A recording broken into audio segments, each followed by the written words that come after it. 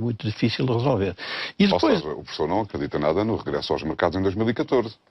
Bem, há gente que diz que nós devemos dizer que sim. Porque senão...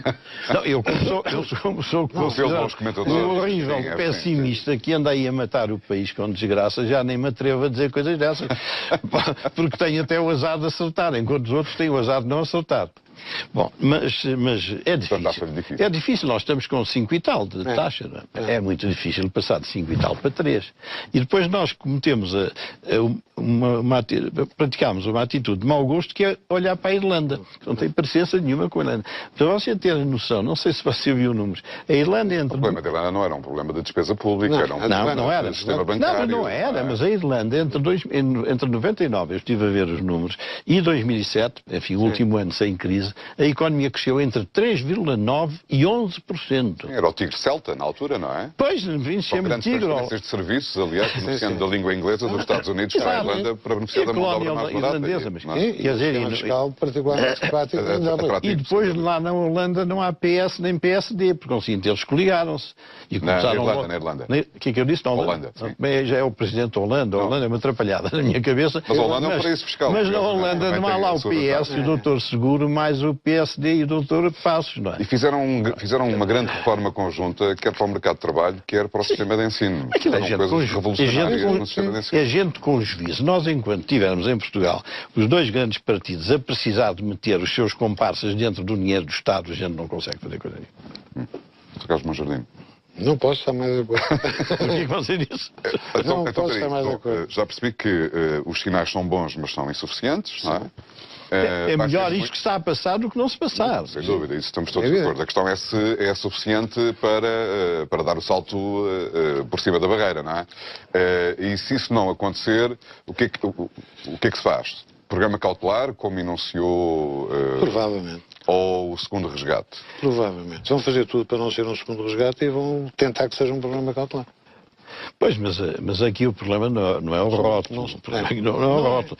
É aquilo que eles dizem que a gente tem que fazer. Não é? Quer dizer, aquilo é que se chama condicionalidade. Eu aprendi a dizer condicionalismo, mas agora é moda.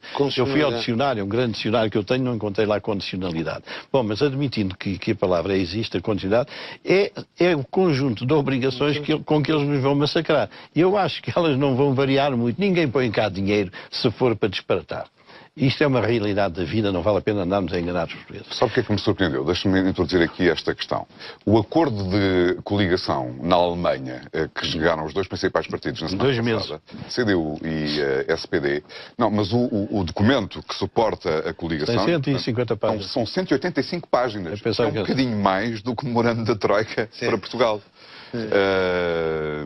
Eu achei este dado peculiar e estranho. Bom, isso é para evitar crises políticas do tipo da de julho cá, não é? É para ficar claro, para as pessoas não terem tentações de asneirado. Bom, portanto, não há nenhuma semelhança com a Irlanda, foi o que dissemos? Eu acho que não. Não há, até porque há um outro problema que às vezes ninguém fala nele. E que eu no outro dia já estava um bocado irritado com estas conversas estéreis, com as assembleias, umas pessoas que vêm, algumas de fora, a falar sobre...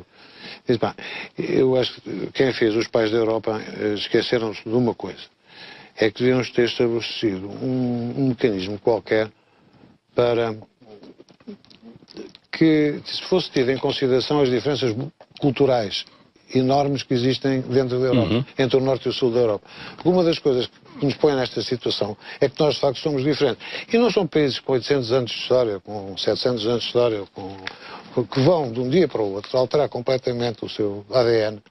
Não vão. E, portanto, devia haver uma certa compreensão. Nos Estados Unidos, por exemplo, há diferenças enormes culturais de Estado para Estado, apesar de falarem todos a mesma língua. Os americanos têm 200 anos, não é? E aqui é um pouco mais, está mais arregado. Mas há diferenças muito significativas, naturalmente. Quem conhece um bocadinho dos Estados Unidos sente isso de uma forma muito marcante. Mas também os Estados também não são tratados todos da mesma maneira. Pois não, por isso mesmo, exatamente. Portanto, estou a dar-lhe razão. E tem que haver, portanto, aqui uma certa diferença.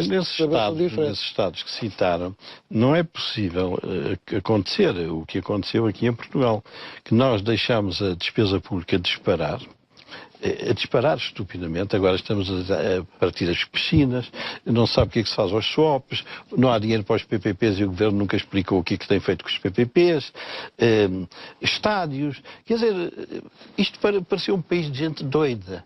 Os responsáveis por isto parecia gente doida. Os municípios encheram-se de betão e de tudo por toda a parte, e tudo isto com dinheiro emprestado. E que não houve um Ministro das Finanças, não houve um chefe do Governo que visse isto. Percebe? De repente a gente acorda e vê que não é só o dinheiro que está dentro do orçamento, como o dinheiro que esteve fora do orçamento. Por todas as razões não vou incluir neste lote, até porque o seu percurso o exclui imediatamente daí. Mas a sensação que dá quando se ouvem ex-ministros das Finanças de Portugal é que toda a gente sabia muito bem o que é que estava a acontecer e o que é que ia acontecer. Não estava.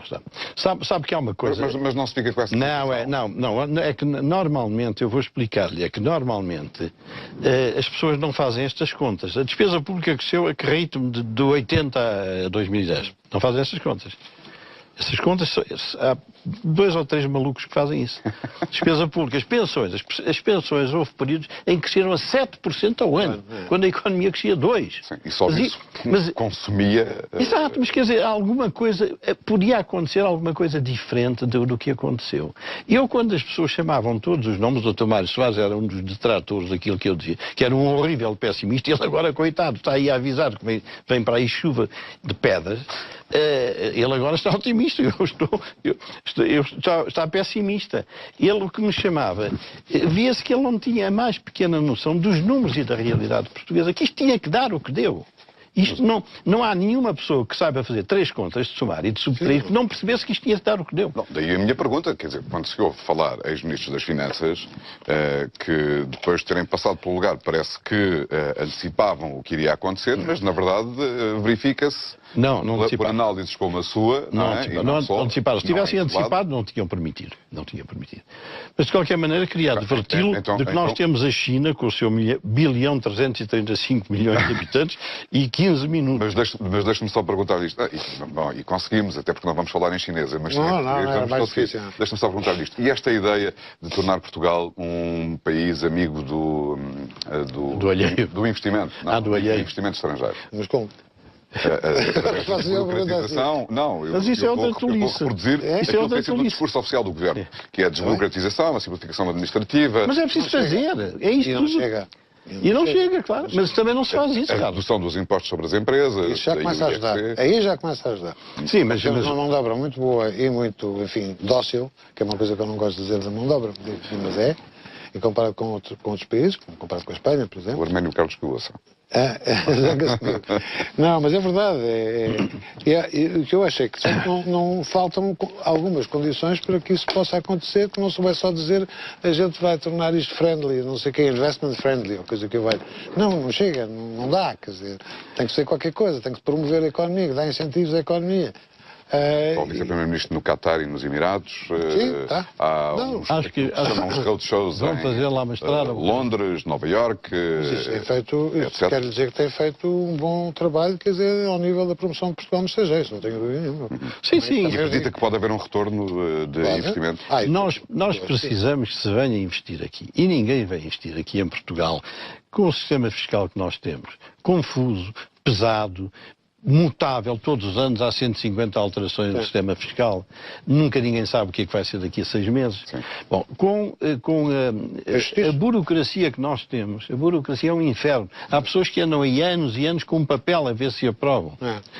A doutora Zita Seabra esteve aqui há uns meses a falar da burocracia e contou-me ela depois que, passados dias, caíram lá 18 pessoas a ver uma fabriqueta que tem 8 empregados.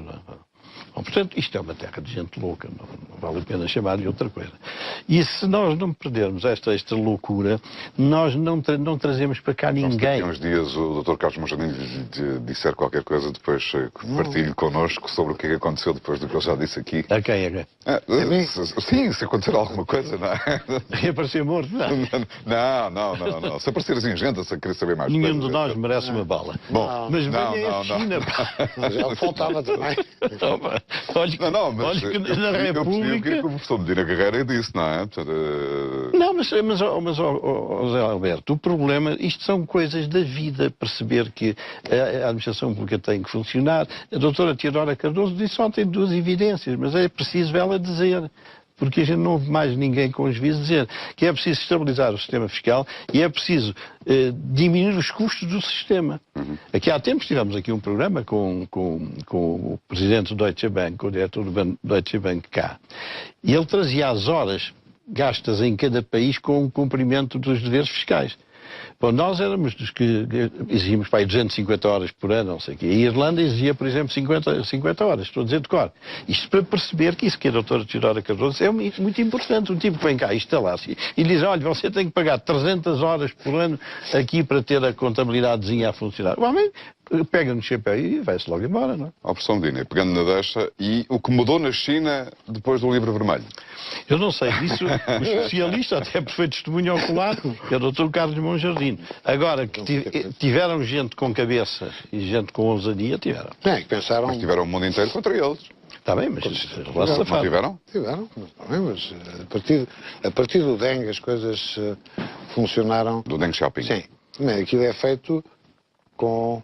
a prazo, não são coisas feitas para amanhã de manhã, para daqui a 15 dias ou daqui a um ano. Aquilo é muito pensado. E depois tem aqueles planos quinquenais e foi funcionando. Bom, foi funcionando. E olhando de um ponto de vista, se quiser, liberal, capitalista, europeu ou americano, isso fez sentido, esse tipo de planificação dos planos quinquenais, da prioritização dos setores de investimento, etc. Fez porque tinham que o fazer. Eles eram obrigados para dar o salto. Eles tinham que o fazer, pelo menos ir por aí, e ir fazendo passando essas fases. Passaram essas fases. E depois surpreenderam muita gente, a mim também, surpreenderam muita gente, porque entraram eu diria, um pseudo-capitalismo, que é o que tem mais ou menos agora, e nota-se isso agora, eu estive lá a semana passada, há 15 dias, que é cada vez mais evidente. Em alguns casos até se nota algum extremismo capitalista. Sim. Com coisas que fazem muita confusão, porque continua a haver, apesar de tudo, uma população, quer dizer, que paupérrima. E, sobretudo, a gente dos campos. Mas isso não é, por exemplo, contraditório com a revolução cultural do Mao Tse-tung, que procurava uniformizar a população chinesa? Sim, mas essa já revolução cultural morreu e não foi muito bem sucedida aqui para nós tínhamos. Certo. Não, mas do ponto de vista de princípio, foi isso que mobilizou milhões de pessoas atrás do Mao Tse-tung, não é? Sim. Na grande revolução cultural. Mas nessa fase. Na fase inicial. Mas o princípio era um princípio de equilíbrio da sociedade. Não é? De resto, vê agora o presidente Xi, que resolveu dar um ar da sua graça, que há pouco tempo, e percebeu que tinha que fazer também, abrir um pouco os cordões da bolsa, relativamente, por exemplo, aos agricultores. Um dos grandes problemas que eles têm é a agricultura, é a produção agrícola. Então resolveu começar a liberalizar a aquisição de mais terreno por cada agricultor, e coisa que era impensável aqui há meia dúzia de anos atrás.